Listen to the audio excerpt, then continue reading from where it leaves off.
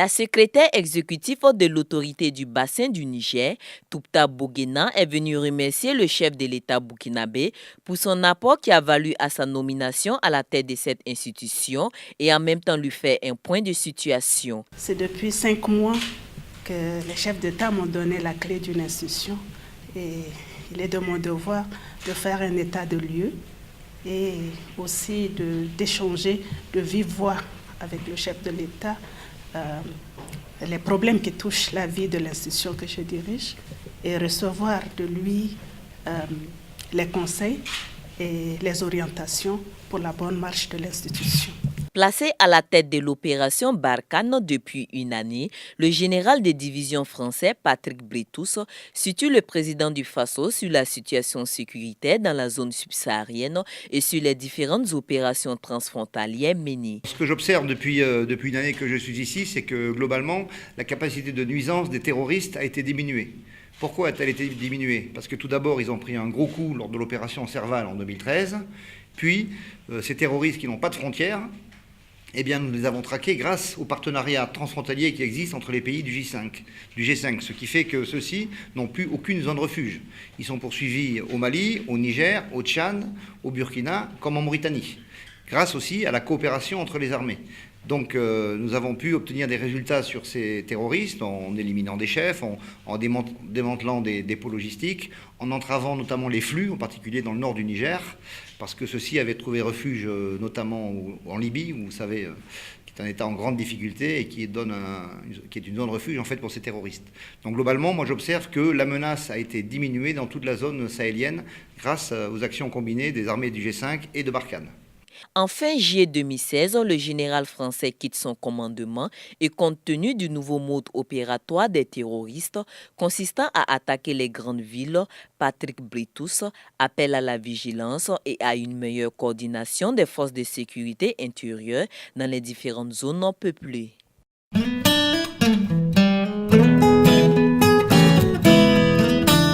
C'est pour venir voir le nouveau président. Semafo, ça fait 20 ans qu'on est au Burkina Faso.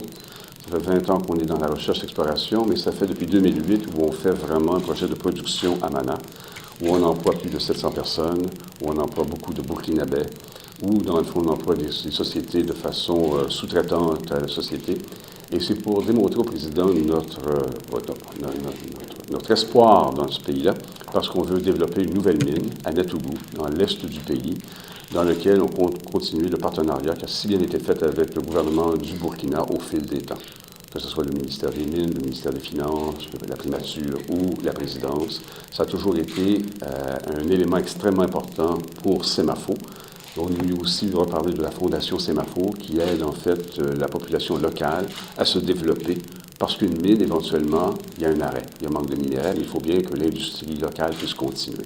Donc, c'est de venir soutenir le président et de demander de continuer ce partenariat qui a si bien fonctionné pour Mana et pour la seconde mine qu'on devrait demander pour commencer la construction en fin décembre 2016.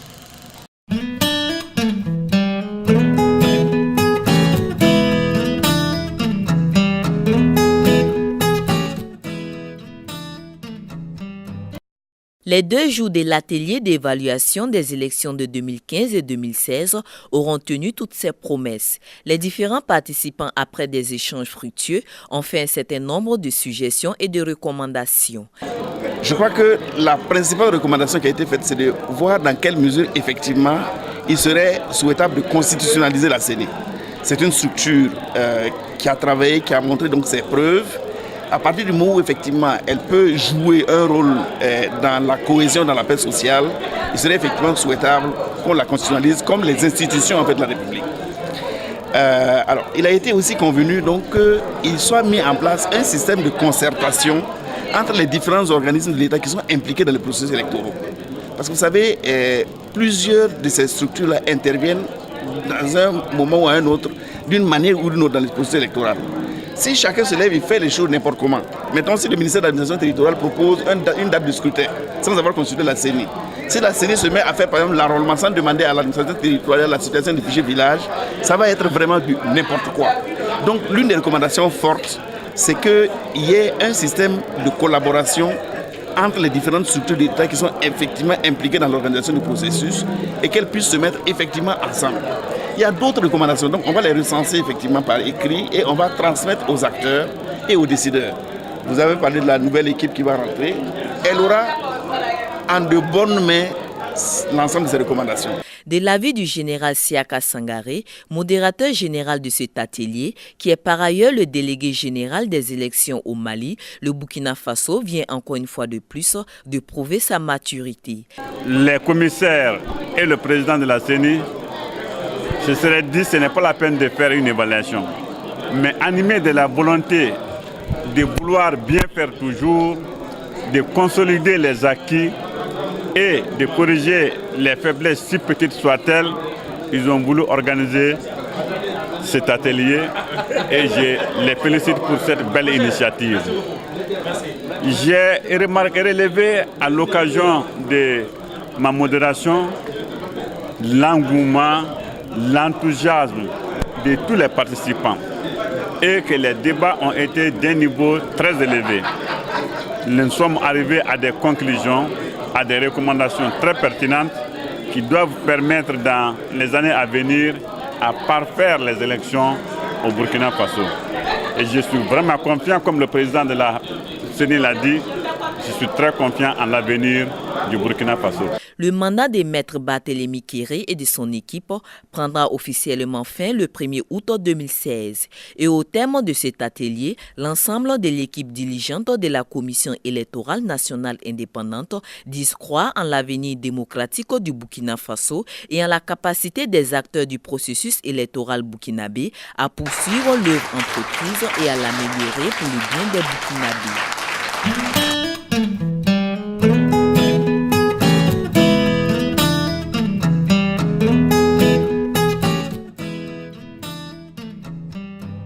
Statuer sur les rapports des performances des projets et programmes et évaluer de façon globale leur contribution au développement économique et social du Burkina Faso, c'est l'objectif visé dans cette rencontre.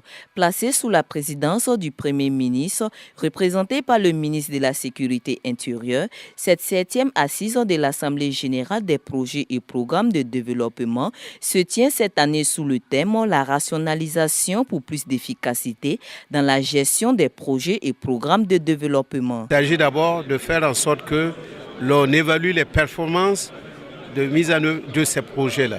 Ensuite, se rendre compte si dans cette exécution, nous arrivons à faire en sorte que la qualité de vie, le niveau de vie des populations augmente, puisque c'est des projets qui ont des liens intimement liés à la qualité et au niveau de vie des populations. Donc, c'est voir si cela est atteint, si ce n'est pas atteint, pourquoi. Est-ce qu'il y a des déficiences au niveau de ceux qui sont chargés d'exécuter ces projets ou programmes? Est-ce qu'il y a des difficultés institutionnelles? Et où se situent les difficultés, les repérer, les résoudre, afin que l'ensemble des ressources financières que nous arrivons à mobiliser régulièrement pour la mise en œuvre des projets ou programmes dans le domaine de l'eau, dans le domaine de la santé, dans le domaine de l'éducation, dans le domaine de l'agriculture, de l'élevage, pour ne citer que ces aspects, voir si cet argent est utilisé convenablement et à bon escient au bénéfice des populations. L'Assemblée générale des projets et programmes se tient chaque 2 ans. Elle n'a pu se tenir après celui de 2013 en 2015 eu égard à la situation socio-économique du pays. Les assemblées générales des projets et programmes ont été instituées par le gouvernement depuis 1995. Elles s'inscrivent dans la volonté des autorités politiques de faire de l'investissement public un facteur important de croissance économique et de lutte contre la pauvreté.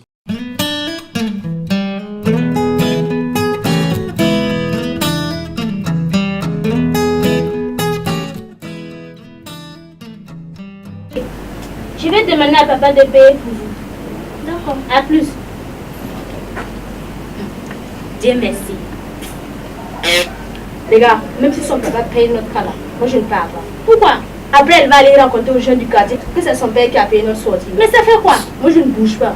Rien d'un spectacle théâtral, nous venons d'assister à l'enregistrement du tout dernier numéro de la saison 1 de l'émission Tribune des enfants, une production de la télévision Canal Vim Kwera. C'est une idée qui nous est parvenue par le premier responsable, sinon le directeur de CVK LVD. Et c'est dans le but donc de stimuler, d'amener les enfants donc à suivre la bonne voie, parce que dans ce monde d'aujourd'hui, nous voyons très bien qu'il y a beaucoup de dérives. Donc cette émission donc est venue donc pour canaliser, pour amener les enfants à marcher sur le droit chemin et à respecter l'enseignement que la Bible nous donne. Plus connu sous le nom de DG Poussbila dans Affaires publiques, Moussa Sourgou, ici metteur en scène, nous livre ses impressions après quelques mois d'expérience et de partage avec ses tout-petits. Pour vous dire un secret, les enfants m'ont plus formé. Voilà, parce que moi j'ai l'habitude de travailler avec les enfants, mais spécifiquement comme ça des enfants chrétiens, bon, c'est la première fois. Donc j'ai compris quelque part que les enfants sont tous pareils. Mais quelque part, il y a un petit soulagement quand je travaille avec des enfants comme ça, parce qu'ils savent ce que je veux. Voilà, donc au début, ça n'a pas été facile, parce que ce sont des gens qui n'avaient jamais fait du théâtre. Mais petit à petit, ils sont rentrés vraiment dans le jeu et je suis entièrement satisfait. Nous sommes à 13 émissions. 13 émissions, et vous êtes à féliciter parce que vous êtes donné. Et on va marquer une petite pause. Un petit temps pour que vous puissiez souvent passer vos vacances et pour qu'on se retrouve plus tard pour faire encore mieux. Pour faire encore mieux, c'est le défi que toute l'équipe de production attend relever à la deuxième saison. Côté artistique, je vais dire, nous allons améliorer ce côté, nous allons améliorer le côté chant, nous allons améliorer, il y aura des prestations comme des playbacks ou bien des chants, des chants individuels. Il y aura des poèmes et même des récitations des versets bibliques, parce que c'est très important pour les enfants. L'amour, l'assiduité et l'abnégation des enfants pendant l'enregistrement de ces 13 numéros de la saison 1 de Tribune des enfants n'ont guère laissé la direction indifférente, tous repartent avec des présents. Nous avons travaillé au cours de ces mois et une émission qui se nomme la Tribune des enfants. Je suis très contente de recevoir ces cadeaux. Ça a été une joie pour moi d'accéder à cette émission. Et dans l'émission, on m'appelait chef de famille parce que je jouais le rôle du père. Cette émission transmet, ça nous aide beaucoup. Ça nous aide aussi de donner le bon exemple aux autres, de les amener à bien se comporter à l'école et partout où ils sont. Souvent, si par exemple on te pose une question, tu as peur de répondre. À travers cette émission-là, je n'ai plus peur. Je peux répondre parfaitement. Si un enfant vient dire à son papa ou à sa maman qu'il y a quelque chose, il y a une émission quelque part, que les parents ne refusent pas, c'est tout ce que je peux dire, parce que ça aide. Les enfants Moussa Sourgou et toute l'équipe de production de CVK donnent rendez-vous aux téléspectateurs et téléspectatrices pour la toute nouvelle saison de Tribune des enfants. En attendant, ils peuvent d'ores et déjà suivre la diffusion des 13 numéros tous les jeudis à 18h30 sur leur écran.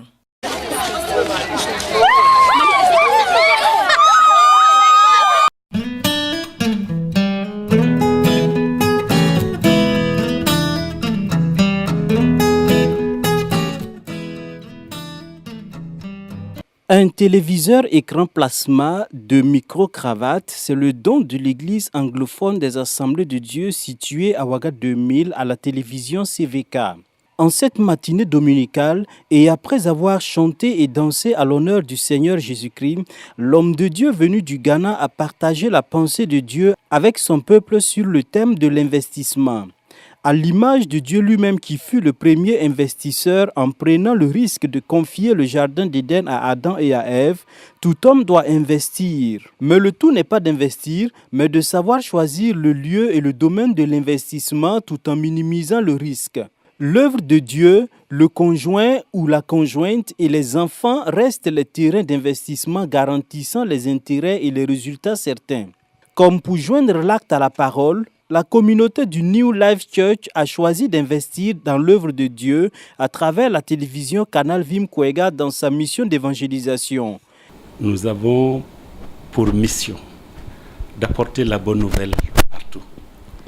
Et nous apprécions ce que Kwega a fait, apportant la bonne nouvelle dans les familles, apportant la bonne nouvelle partout où parfois l'individu, nos porte-à-porte ne peuvent pas atteindre. Donc, ce geste vise à montrer notre reconnaissance et notre appui et notre soutien à CVK pour l'œuvre d'évangélisation. C'est un soutien marqué notre participation à cette œuvre d'évangélisation. C'est un cadeau qui me va droit au cœur parce que c'est certainement le cadeau qui va certainement convaincre d'autres personnes qui éventuellement peuvent justement aussi apporter leur soutien parce que les besoins sont très nombreux, comme je le disais à l'église. Et donc je me dis que ça va susciter en tout cas des bonnes volontés qui vont réagir encore positivement pour que nous puissions en tout cas mieux nous équiper. Besoins très nombreux, c'est peu de le dire quand on sait les exigences de la télévision numérique terrestre qui pointent à l'horizon. Je voudrais dire que CVK n'est pas une radio ou une télévision comme les autres. C'est un média pour la propagation de la bonne nouvelle. Et c'est la mission de tout chrétien, de toute église. Je voudrais appeler toutes les églises, tout fidèle, qui peut apporter un soutien à cette œuvre importante, capitale pour notre Église, de pouvoir le faire. C'est un moyen d'investir dans la propagation de la bonne nouvelle. Donc j'encourage les fidèles, les églises qui peuvent le faire, à le faire dans les délais. Nous savons que CVK a des défis. Le diable n'est pas content. Et nous avons rencontré plusieurs défis concernant CVK. Mais Dieu a permis que ces défis soient relevés et vont continuer d'être relevés par la participation des uns et des autres. Vivement que cette voix du pasteur Saba retentisse dans le cœur des hommes et femmes de Dieu, soucieux de la propagation de l'évangile dans les 4 coins du Burkina et bien au-delà.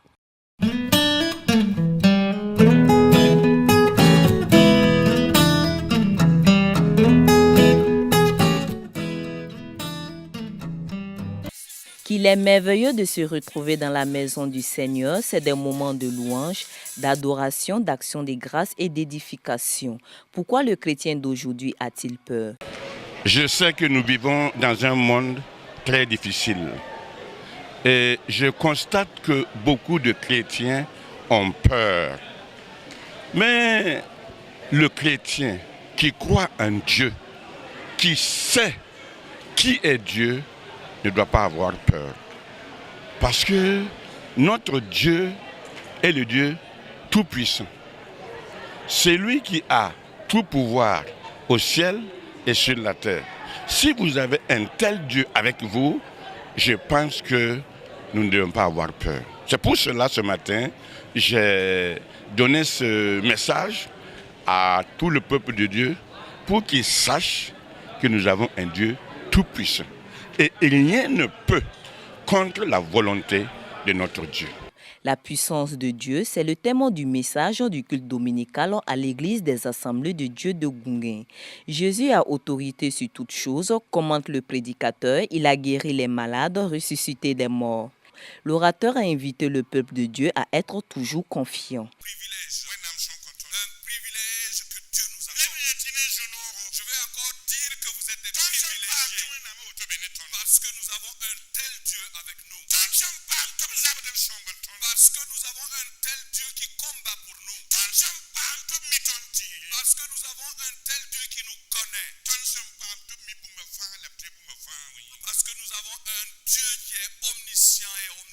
La célébration a été fantastique. D'ailleurs, même les chanteurs ont dirigé les choses d'une manière particulière.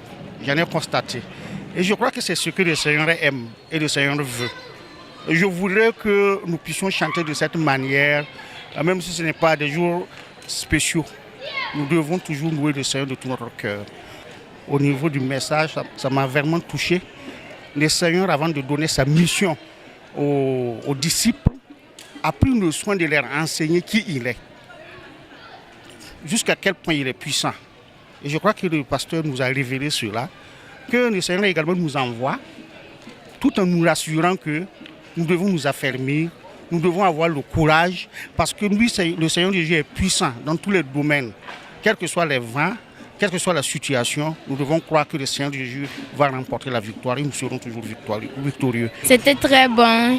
J'ai pu louer le Seigneur avec ma santé et c'était merveilleux, quoi. Le culte était excellent et se retrouver le dimanche à louer le Seigneur pour lui rendre toute la gloire pour la semaine écoulée avec tout ce qui se passe. Si tu fais une semaine et que tu es en bonne santé et que tout va bien dans ta famille, il faut vraiment venir à l'église, lui rendre toute la gloire parce qu'il le mérite. Le message vraiment était très puissant. Et le pasteur a vraiment décortiqué la puissance de Dieu. Et dans notre vie, généralement, nous limitons la puissance de Dieu, le pouvoir que Dieu a d'intervenir dans nos vies. Et tel qu'il a prêché ce matin, ça a vraiment changé les choses. Je sais que ça va ouvrir les yeux de plusieurs personnes et augmenter la foi de plusieurs. Ainsi, conclut l'orateur, tout chrétien doit savoir la puissance et la grandeur de son Dieu. Le chrétien doit être toujours rassuré.